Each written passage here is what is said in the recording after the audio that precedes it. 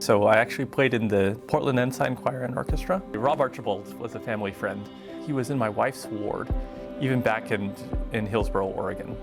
And he recruited me because he knew that I played the viola and violin, but they needed violists, of course. So I decided, hey, I'd come and play with them. So I actually played with them for 5 years. Had a fabulous time while I was there.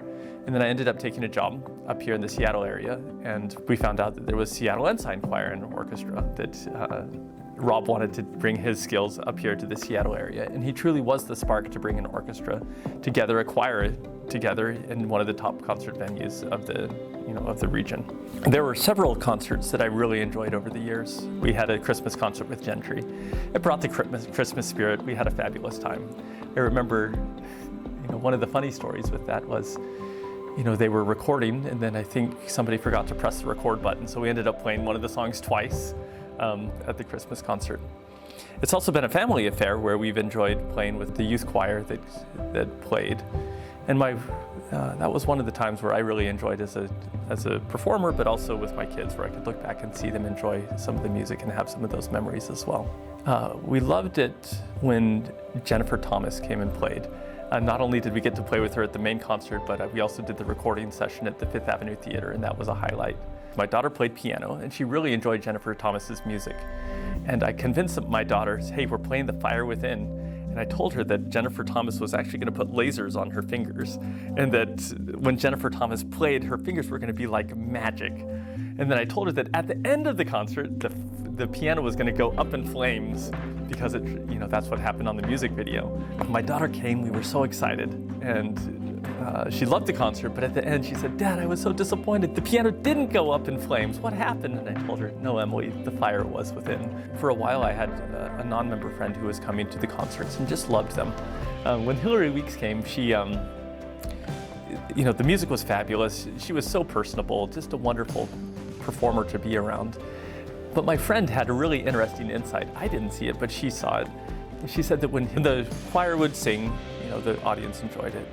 And the performers looked like they were having a reasonable time. When the orchestra played, the audience enjoyed it, and it was a good time. But she said when Hillary Weeks came out, that the entire choir just lit up. Like, all of their faces were so excited.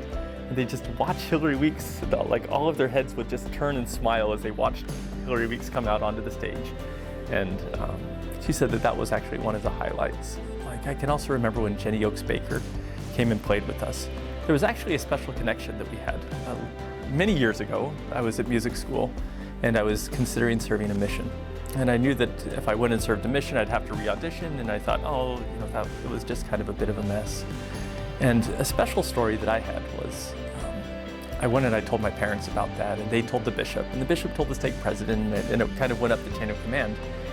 The next thing I knew, I guess it was a week or a month later, I got a telephone call. This was before cell phones, but we had one telephone for the suite where I was living at the time, and I got a call from Elder Oakes, who said, "Hey, Kirk, is this Kirk Price?" And I said, "Hi, my name's Kirk Price." He says, "Hi, my name is Elder Oakes, and I'm calling to encourage you to go on a mission." And I was like, "What?" So I was really surprised by that. But he said, "Hey, I strongly encourage you to go on a mission, and if I have to go and talk to the president, Stephen Knapp or something like that," I can't remember the president of Juilliard's name at the time, but he said, "My daughter knows his son very well, and I'd be happy to support him. Or I'd support you, and I encourage you to serve a mission, and I'm happy to put in a call if I need to." So that, there are many special acquaintances that we've had, some of the great concerts that we've done. But even when I had the chance to talk with Jenny Oakes Baker, and I relayed that little story to her, that her father took time to talk to encourage some random 18-year-old boy out of New York City to go and serve a mission. And I was thankful for that. So it's not only the music that we play, the music's fabulous. The performers are fabulous. We have great friendships. And the thing that I really most enjoy about Seattle Ensign is that it's an organization that has heart.